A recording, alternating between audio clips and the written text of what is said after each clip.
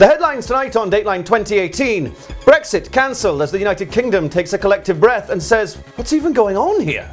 And after 4 long years, the Scottish people will get a second referendum on independence. We'll be covering it in full, just like the old days. Nothing's going to get in the way of that, and that is a Dateline guarantee. Plus, it's that time of the year again where we announce the annual Dateline British Legend Award. This year we reward the work of another everyday plain unsung hero, but we've got a surprise up our sleeve.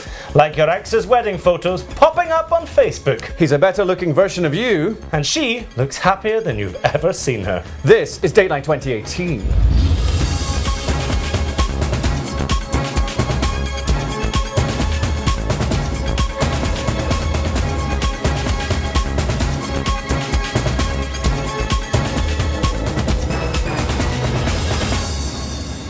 Good evening and welcome to this edition of Dateline 2018. Tonight's top story, Brexit is off, and no wonder. We all know that if you give an infinite number of monkeys an infinite number of typewriters, you get Shakespeare. But give 6 privately educated Conservative cabinet ministers 2 years to come up with a viable plan for Brexit, and you get this. I won a box of milk tray the other week, which I did keep because I like milk tray. My wife was appalled. She thought this was not... I should have given it back, but the orange creams are the best ones. In fairness to him, good choice. Around 2 o'clock yesterday afternoon, though, the Prime Minister, not renowned for joined-up thinking or even basic common sense, accepted that the UK had become the laughing stock of the world, and it was time to call it a day. Also, Donald Trump thinks Brexit is a good idea. Just saying. We'll obviously be coming back to this story later in the programme, namely with an exclusive interview with Boris Johnson, who's in the building and will be joining us in the studio in the next 10 minutes or so. The votes are in and the decision has been made, and the losers are going to have to wait until next year. Yes, it's the 2018 Dateline British Legend Award 2018.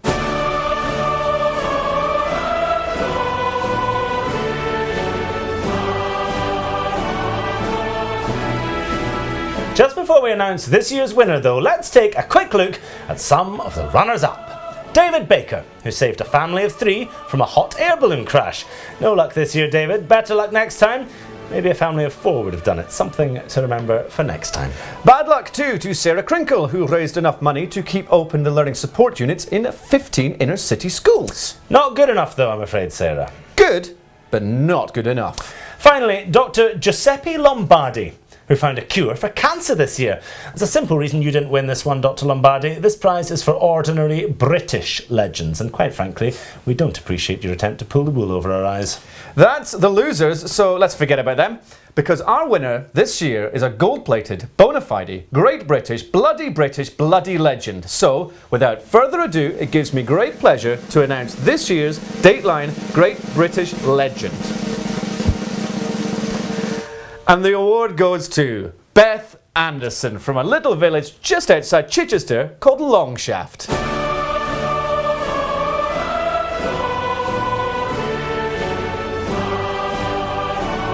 In recognition of her tireless work as a lone foster parent currently caring for 8 children from underprivileged backgrounds. She's a pillar of the community, loved by all, and now she's the Dateline Great British Legend 2018. And Beth's prize is a bit of a special one this year. It's a 10-bedroom mansion in the South Downs with 5 acres of gardens surrounding the property. Oh, and did we mention that all the bills and the council tax... James, how are they going to get about? I've heard that Beth's car's seen better days. Good point, Jack. And that's why we've thrown in this chauffeur-driven coach, which, like the bills, is on us for the rest of her life. But here comes the fun part. Beth and her entire family have been out of town for the past 2 days visiting her elderly aunt, who sadly passed away this morning. But while they were away, we've been preparing a surprise for them. That's right. We've moved all of their possessions to their new house. And as we wait for Beth to return home, we've got one more surprise up our sleeves. And yes, I think we can go over to Longshaft now, where the family car is just approaching. So keep your eyes now on Beth's house, because here comes the surprise. Whoa, look at that! Ooh, that is good. That is bigger than I thought it would be. Whoa, oh, I don't, I think maybe, is that I think that was Beth's car. I was driving away. Somebody else. Looks just like her car, though. Yeah, that does kind of ruin the surprise. Yeah, definitely. It'd still be a good surprise. No, the look on her face with the explosion was going to be the shot, wasn't it? That's what the money's for. Nah, it's kind of spoiled it. And that's definitely not her car. Well, that's fine. When she gets back, there'll be a pile of rubble. That's all right.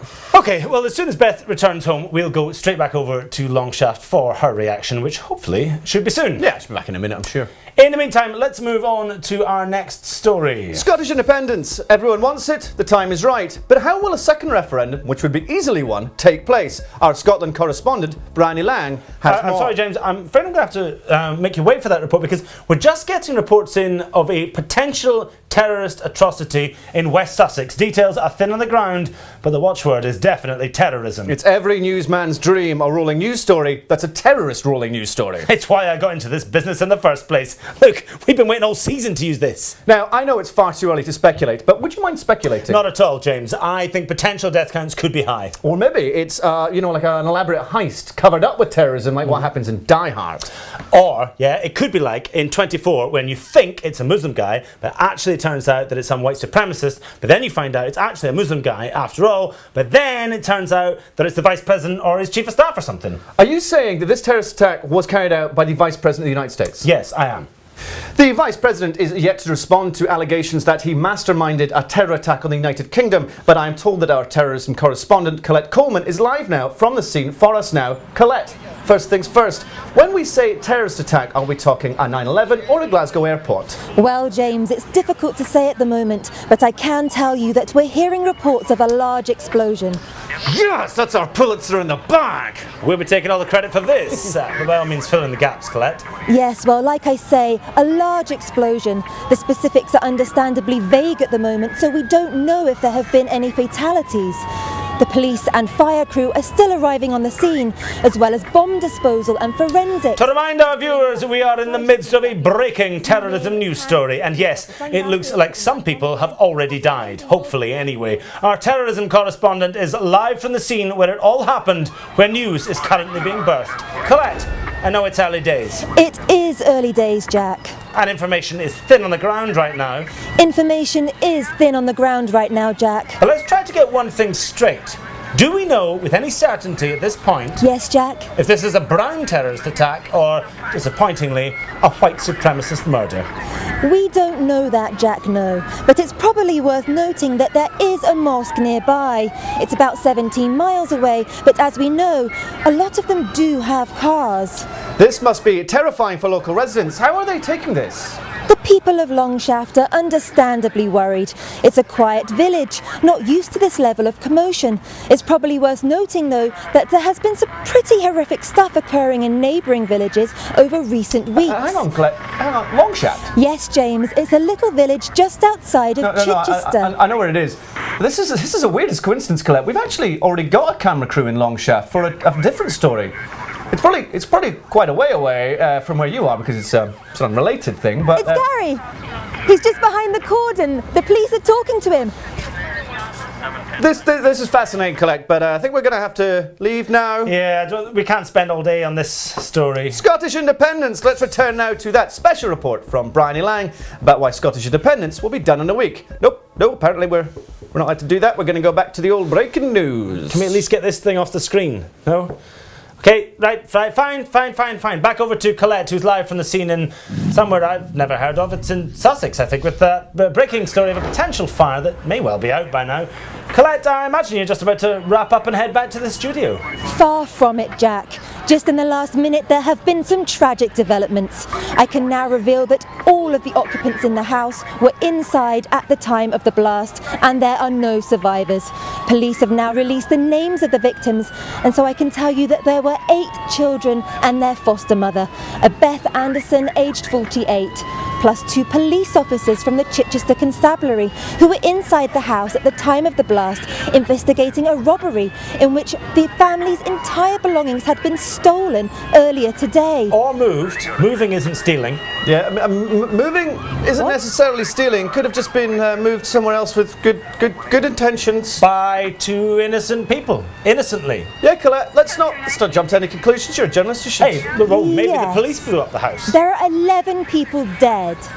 Well, yeah, but 11 people. Yeah, I mean, how many people died all over the world today? We're not covering that. Yeah. And that's the real story here, Colette. Yeah, why are you not covering them, Colette? Look, I'm sorry that the fire, I'm being told the fire is spreading fast. We're being told that we have to move. Okay, thanks, Colette. You can probably just knock it off. I think we're all good with that story. Dateline 2018. We will be back after these messages.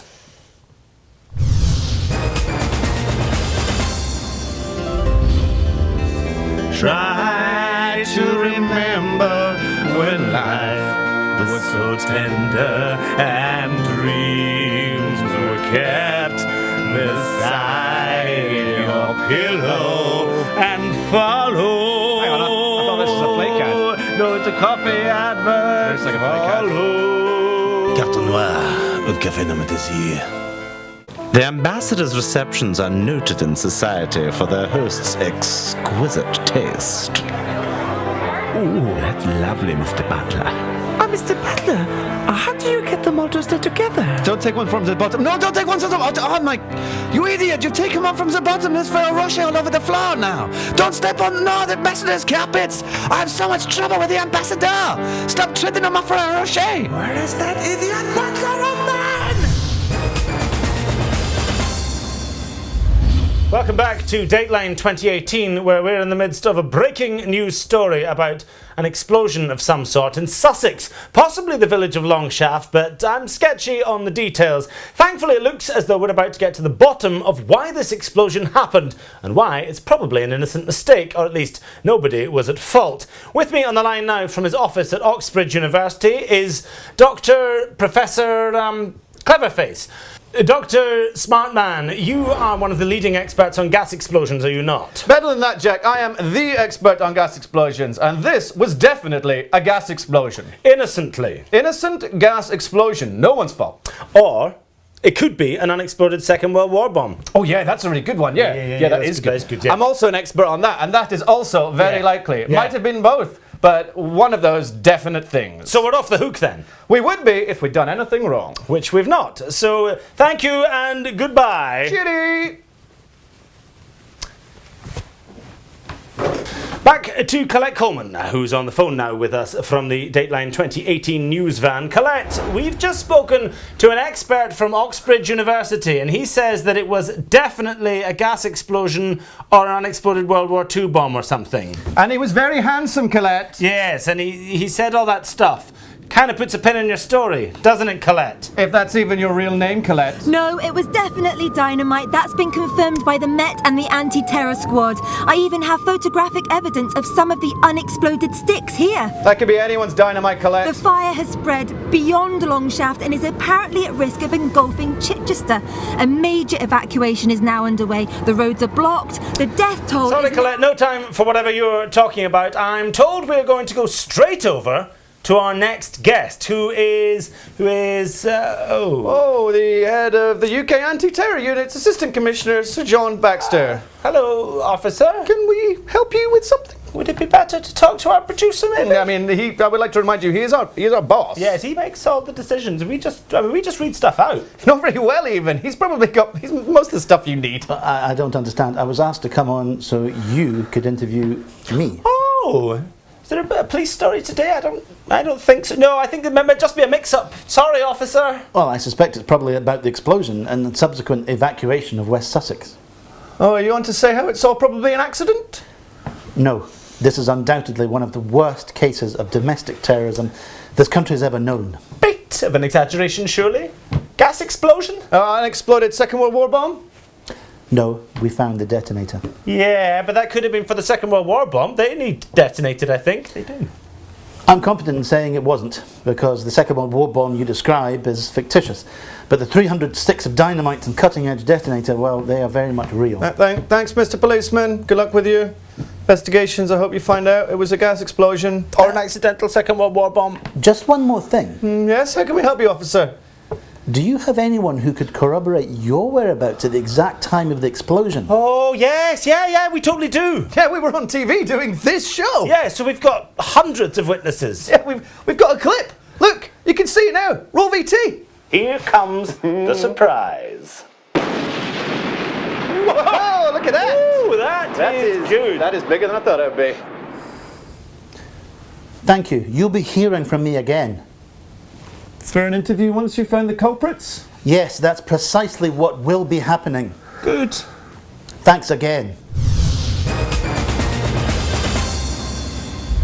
You're watching Dateline 2018, the most innocent news show on the airwaves. You can tweet us or follow us on Instagram at Dateline 2018, and we're on Facebook.com/Dateline. Your messages of support are very much appreciated, and they would be very much appreciated. Back over to Colette Coleman, who's apparently airborne, with more information on this, quite frankly, mountain out of a molehill so-called terror attack. Colette, do you have any more information for us? Yes, we're in the Dateline 2018 helicopter now. The entirety of West Sussex is aflame and a complete no-go area. No word on the death toll, but I can tell you that it's rising by the minute.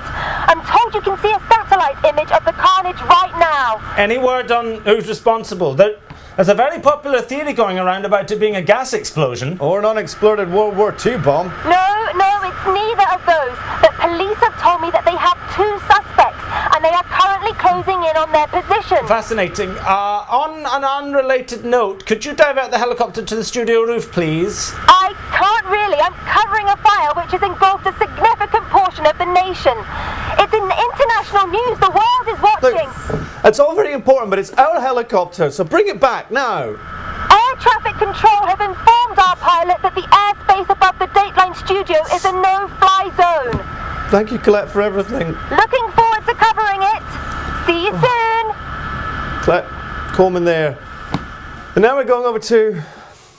What are we going over to, Jack? This is it, James. It's just us. How did we get here? Where are we even going to be tomorrow? Could find ourselves back here like nothing's happened. We might find ourselves in an 8x8 cell. You might find yourself blowing up some poor woman's house.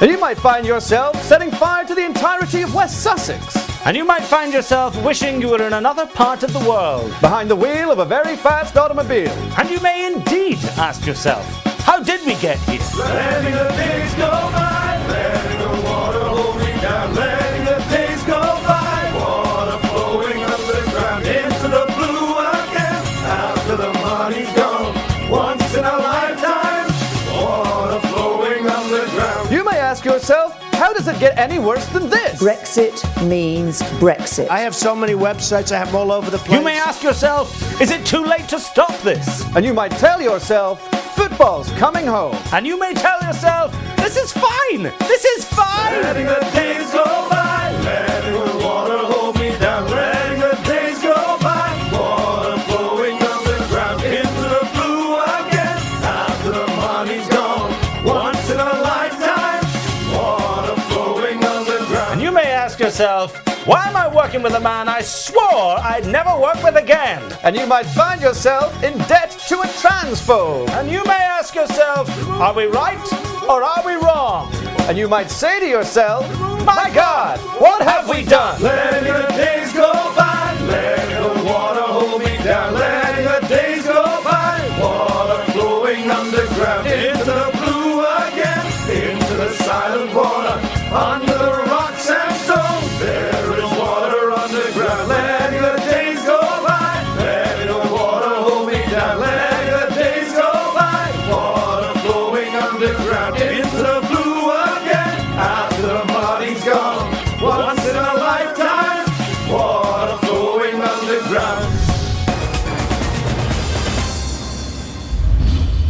Some people said that Jack Foster and James Devoy changed the way that news stories were told for a generation. The Dateline atrocity, which has got the highest death toll of any television programme since North House Party.